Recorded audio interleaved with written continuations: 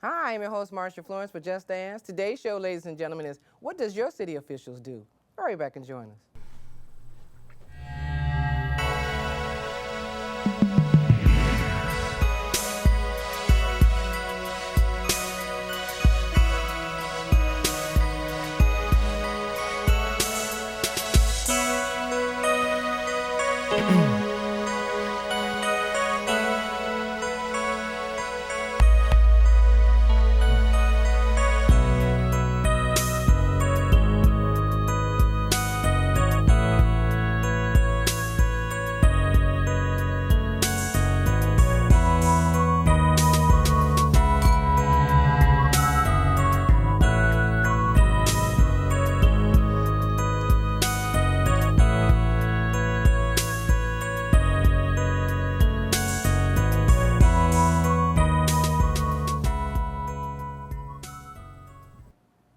Hi, I'm your host, Marsha Florence for Just Dance. Today's show, ladies and gentlemen, is What Does Your City Officials Do? And we have with us today the Wayne County Treasurer himself, Eric Sabree. Good afternoon, Mr. Sabree. Good afternoon, Marsha. Thanks for inviting me onto the show. Thank you for coming. Now, we have a segment here that we have titled, What Do Our City or Government People Do and We Don't Know? So actually, we wanted to start off with you today to tell us about what is your role as the Wayne County Treasurer? Well, the main thing the Wayne County Treasurer is, I've been the treasurer since 2016. I was elected in 16 and in 2020. And the main thing the treasurer is responsible for is we're the custodian of county funds. We collect delinquent taxes. That's a special focus that we have. But we're charged with collecting the money and investing the money, the county's money. I'm the chief investment officer for the county, and also making sure that it gets dispersed at the right time and to the right individuals or entities. Okay. So that's really what it is. We're taking care of the funds of the county. So you say you've been elected twice? Twice, yes. Okay. Okay. So that means that your job, I mean, the officials actually value, the people actually value you because you set up a lot of different programs. Right. We have a lot of things that we do in the treasurer's office. The main focus that most people, when they think of the treasurer's office, they think of property tax foreclosures, because that gets most of the attention in the media. They think, oh, the treasurer's collecting delinquent taxes. And when we say delinquent taxes, here's what we mean. If it's 1 year old, it becomes delinquent. So if you don't pay your current taxes to your city or township, then those taxes are sent over to the county treasurer. And the county treasurer then collects what we call delinquent taxes. So we're collecting delinquent taxes, and in the event that the taxes aren't paid in the 3 years, then we have to foreclose. So we do a lot of work to prevent foreclosure, because we don't really want the homes. We don't want the homes. We want people to pay the taxes. Because our job is to collect the money, and we want people to stay in their homes. And that helps stabilize the county, make sure that people are not displaced, and it's just all around better if people can stay in. So what we do, we have payment plans. We allow people to pay over time. They can come in and pay monthly payments and keep the property out of foreclosure. So what are some of the adjustments that were made by the treasurer's office due to the pandemic? Because a lot of things changed. You know, people used to really come out and be able to come to the office and stuff. So what adjustments have been made? Yeah, we used to have about 60% of our funds collected in the office.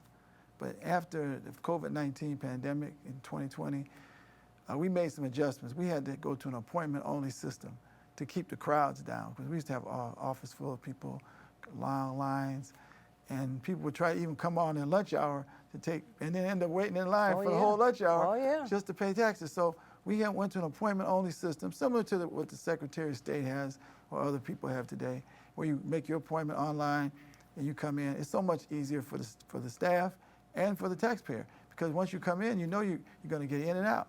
So that was one of the adjustments we made. Also, we improved the online services, so people can go online and enter into a payment agreement. They can, we made it easier for them to pay online, and we also increased the number of kiosks that people have in the communities. They can pay with cash, credit card, or check in the local community, and keep them from having to drive downtown, pay for gas, and then pay for parking on top of that. So those are the things we did, and COVID helped kind of force us in that direction, and it's working very well. But we still have individuals, such as a lot of the elderly population, that cannot use a computer. Yes. So is there any other alternatives for persons who are not computer savvy? Well, what we do is we ask people, give us a call to the office, and we try to walk them through the steps, or they can make the appointment. We'll make the appointment for them, help them make the appointment online. Say, go and we'll make the appointment for you. So if someone comes to me and says, look, I can't make the appointment, I'll go on my phone, or our staff members will go on the computer, and we'll ask you your name, address, go through the steps, give you your email address, phone number. We'll make the appointment for you. Okay. And then you can come in and take care of your, your I mean, because, to tell you the truth, Treasurer Sabree, it's a lot of people that's like, okay, they watch this program, say, well, I don't know anything about the computers. I got to be able to pay my taxes, and I got to be able to ask some questions. So they do want to know what is an alternative. Alternative, too, is also the old-fashioned U.S. mail. That's always works. Write a check or money order, put it in the envelope, and send it in. Right. But you can always call us if you have questions, too, and say, we need to know certain things. I got a bill. I don't think it's correct. Something's wrong. A lot of times people get bills, and we're not 100% correct. Sometimes bills go out, and maybe there's a mistake. Usually what happens is the mistakes that we have are mistakes that are from the cities, because we just take their records, and we forward them out. So if they send us a mistake, then we're going to forward the mistake out to the taxpayer, and we usually can correct those. All right. So besides foreclosure prevention, what other type of wonderful services do you guys provide? Well, we send out the jury duty checks. We serve on jury duty in the county. Jury duty. And you get a check for your jury duty service. We're the ones that we process the checks. We print the checks, send them out. We're trying to improve that so we can cut back on check printing. Trying to figure out a better way, maybe a debit card, maybe Apple Pay or Cash App or something, other than just doing checks, because checks is really an old-fashioned, ancient way of paying. So we're almost paperless. Yes, we're almost paperless. So we're working hard to get rid of the few payroll checks that we still have to issue, and we want to get all of our vendors on where we get the ACH payments through the electronic payments. So now, does the neighborhood service agencies, do they work closely with the Treasury? I mean, a lot of people go to the neighborhood service office and say, hey, I got some questions. So are they tied in with you? Yes, they, especially organizations like Wayne Metro and United Community Housing Coalition, Michigan Legal Services. And I'll tell you how they are tied in. Wayne Metro helps us promote any of our programs that we have. The Michigan Homeowner Assistance Fund, which is a fund that's funded by federal government. The state of Michigan State Housing Authority administers the program, but it allows taxpayers who are behind in their taxes and had some hardship due to COVID. If they own the home, they live in the home, they had a hardship, maybe their expenses were increased or their income went down because of COVID, they can get up to $25,000 to pay their delinquent taxes and homeowner insurance, internet services, utility bills, and mortgage payments. All could be taken care of up to $25,000. That's great. And they make within 150% of the area median income, which in Wayne County is about $92,000 for a family of two. So Wayne Metro helps us work with people, like you say, who don't want to deal with the computer because it's an online application. They help them fill out the application, and they're a great partner of ours. Now, Michigan Legal Services, United Community Housing Coalition, they help us out a lot with people who are living in homes of deceased family members. They're not the owner. They're the occupant, but they're not the owner. So they can't take advantage of some of these programs because you have to be the owner and the occupant. They can't get a home repair grant. They can't get a Michigan Homeowner Assistance Fund for the taxes or the utilities. So what they do, they help them go through the probate process. So these are things that are really important. We get a lot of individuals are living in homes that they don't own. The family members passed away years ago. They can't help it. I mean, it's the family home. The parents are gone, and the children are adults, and they say, well, I want to keep the home. But they never thought about or thought there was, something wrong with taking care of it legally. Like, oh, I'm just going to stay here, and I'll just pay the taxes as my parents. Instead of going through the system and doing it the proper way to be responsible. Everything is fine until you really need to be the owner. So if you need to be the owner to refinance, if you want to sell it, if you want to get help, then now I've got to go to probate court. So these agencies will help people go through the probate court. Because now the process is a little more difficult because it's all online. Since COVID, the probate court went to online application. And again, a lot of people get intimidated. You know how it is when you're on the computer. I know. Oh, yeah. I get frustrated myself. I use it every day. Okay, then I don't feel bad. You know, I don't feel bad if you get intimidated. You're frustrated all the time because you get stuck. Sometimes you have to try it over again. You make a mistake. You know, you say, "Oh my goodness, it's taking." You know, why I want to just go up to the window and file a probate petition. Well, you know what? I tell you what. At least the people know that you know how they feel as well. Oh, so yeah. that's a wonderful thing. So we're going to take a break. Okay. And we're going to come right back with some more good information about what does your city government officials do. We'll be right back.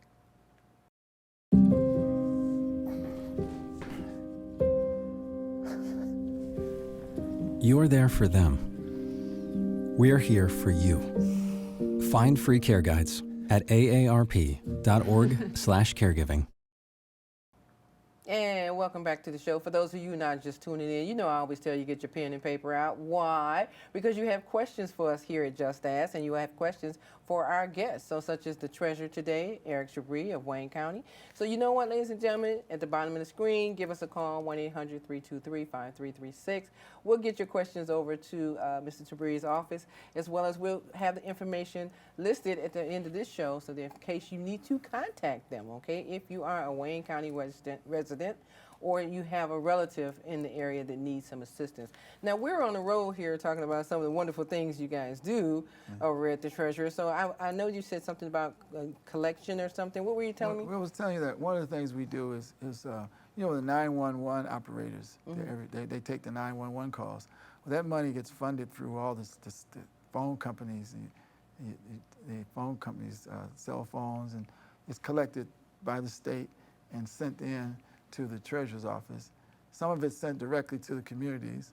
There's 4 different groups that collect that we call them the districts or conferences.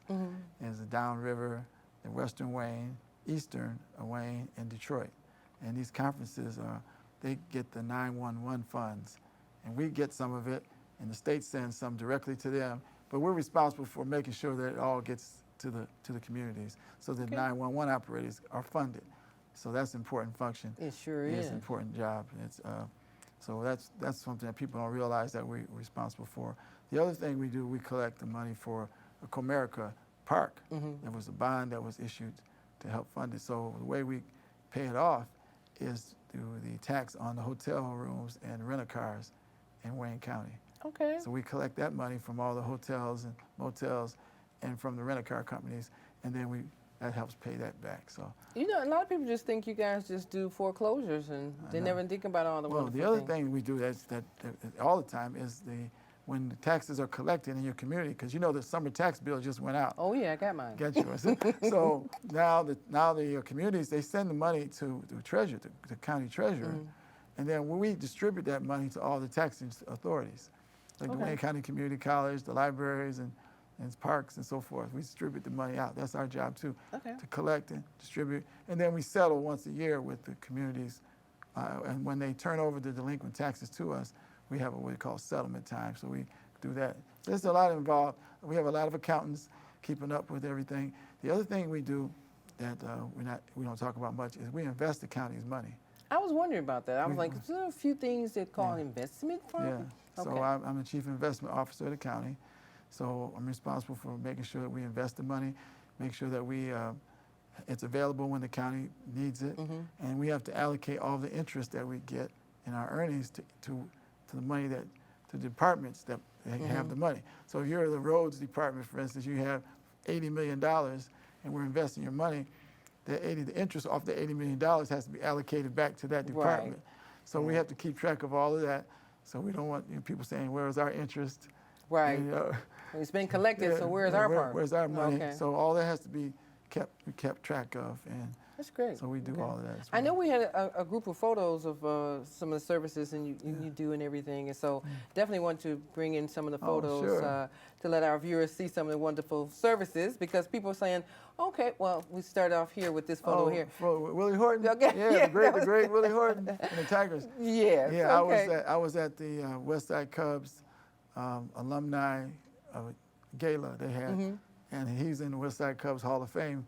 I played for the Cubs, and Willie Horton was, of course, played before me. All right. And so I think they had Ron Johnson, and both Ron Johnsons, and Willie Horton, and a few others got into the Hall of Fame. But we took our ad in the book, so about foreclosure prevention and the Homeowner Assistance Fund, so anybody that got those books Wonderful. would be able to help. Well, that's a nice photo. So yeah, I had to take advantage of that. Yeah, I understand it. I understand that. You probably got the keepsake on your in your office somewhere. I understand. I got an autographed picture of him See? too. You know? That's what I'm talking about. You know. That's what I'm talking about. Now, this photo here, I mean, this lady looks like she is so happy to meet you. So, is this one of your workshops or? Yeah, workshop community forums that we do. We have we have an outreach office that run by Beverly Hilton, outreach director, does a great job, and we go out to the community. Then we target the communities that are struggling with tax foreclosure. Okay. And we go out to the communities and we get the city officials involved, invite people out. This is one of the events that we had where people came out, and we have our staff there to help them get into payment plans, find out what they need to do, just answer questions. And, Beautiful. Beautiful. Yeah. Yeah, so I know, and I see, involvement with the community is always positive mode. So when you get a chance to talk to people, are they really, asking you questions about their taxes or anything? Because like this photo here. We're at the barbershop. Oh, that's a barbershop. Yeah, barbershop. Okay. Yeah. We were Saturday on the barbershop. I think 7 Mile, and I forgot exactly where it is. 7 Mile near Outer Drive, somewhere. But that's like a candid conversation with the public. We were there. Yeah, I do it all the time. Actually, because people know who I am, a lot of times I go to the grocery store, I have to ask questions about taxes.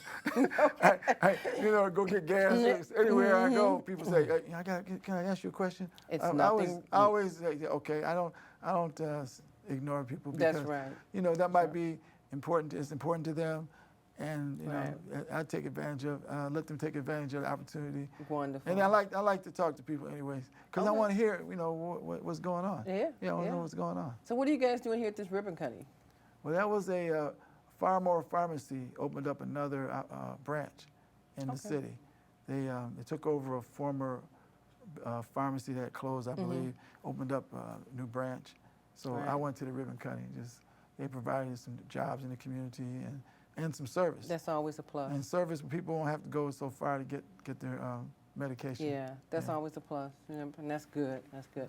Now I have to speak on this photo myself right here, but I always want to thank you for joining us at our Just As Foundation Health and Fun Fair. So that's you and Miss Camilla Paj, assessor for River Rouge, and we just recently did a show with her. So we want to thank Camilla Paj and her staff for coming out to join us, and my dear friend and co-sponsor Phyllis Edwards of Bridging Community. Yeah. So we hope to see you guys this year. Yes, looking forward to it. Okay, they do a great job. Thank you. A lot of you. services there. I learned a lot just going around to the tables. Yes, yes. We had 42 professional vendor services with us last year. So hopefully this year will be even bigger, and the attendance was over 300. We hope to have more. Eastern Market Shed number 5, people. I was impressed with the level of expertise that you brought to the event. Thank you. I mean, you're talking about real doctors, people who are PhDs in their field. Healthcare. Really know what they're doing. Right. Yeah, we take a different approach, but we make sure that everybody's happy. So look forward to having you guys with us. So we're going to take another break, and we're going to come back. So, ladies and gentlemen, I know somebody said, "I got a question, Marsha." I know you do. Hopefully, I got it on the paper, and I'll have him answer the question for you. So we'll be right back.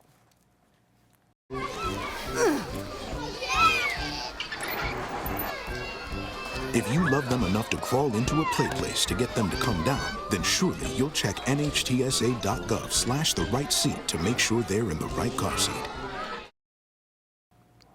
And welcome back, ladies and gentlemen. Now, I know that some of you had questions for our treasurer today. So give us a call at 1-800-323-5336 or email me at Marsha@JustAsTalkShow, and I guarantee you I'll get the questions over there to him. But today, Eric Sabree, the treasurer, has offered to answer as many questions as possible about the services that are provided beyond foreclosure, beyond tax issues. So, and then we have some photos of some of the wonderful work that he's been doing in the communities. But I wanted to make sure that we cover one thing in particular. We know you do something with veterans. Sure. Okay. We have an event every year, Veterans Resource Fair. And this is about our 7th annual coming up in November. And what we do, we bring in all the different resources that help veterans. Okay. And we did it virtually for 3 years because of COVID. But the last event we had live in person was, I think 2019. Yes, that was it was over 400 people there, and we had it in Dearborn Heights. This year we're going to be at Greater Grace Church. Okay. And it's going to be live again in person. So we hope to have all the people who need services that are veterans to come out, and we're going to have many services there, vendors to Great. bring. So if you have anything from hearing impairment issues to medical checks, mental health, ramp building for your homes if you have a wheelchair. That's great. Anything that you have, we try to bring those services to the veterans. We do it once a year, but we also throughout the year have a program that if you're a veteran and you want to enter a payment agreement, you don't have to put any money down. This has been going on since 2018. So veterans come in, they just show us their DD-214, show that they've been discharged from the military. They can enter the payment agreement and start paying 30 days later.